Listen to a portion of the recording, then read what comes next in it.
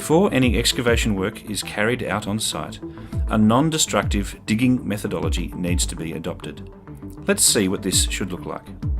Non-destructive digging is used to expose unknown or existing services without fear of damaging any underground service and causing harm to personnel. It uses high-pressure water to excavate and a suction device to remove debris.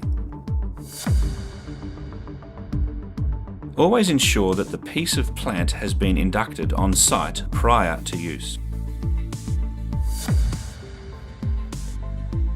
Ensure that pre-start checks have been done daily on the piece of plant, and make sure that everything is in good working order and all guards are in place on moving components.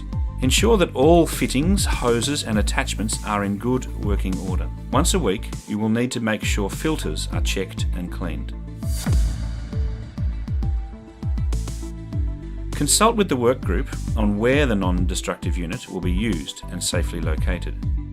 Ensure that the plant operator and site personnel are aware of what other plant and personnel are around them. The tipping location must be identified and delineated with the appropriate flagging prior to work commencing.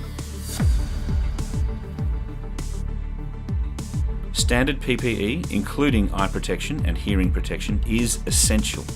Extra safety measures like face protection may also be needed depending on site circumstances. Coverall suits can be worn to keep operators more comfortable. For all other personnel in the vicinity of the works, it's their responsibility to follow the procedures set out at their pre-start around exposed holes, hearing protection and flying debris. Use the appropriate pressure to expose specific services and adhere to alerts given. Once the appropriate pressure is determined, the operator should place the nozzle of the high pressure gun close to the ground and begin non-destructive digging. When the ground has been broken up and sufficient water present, the vacuum suction process can begin.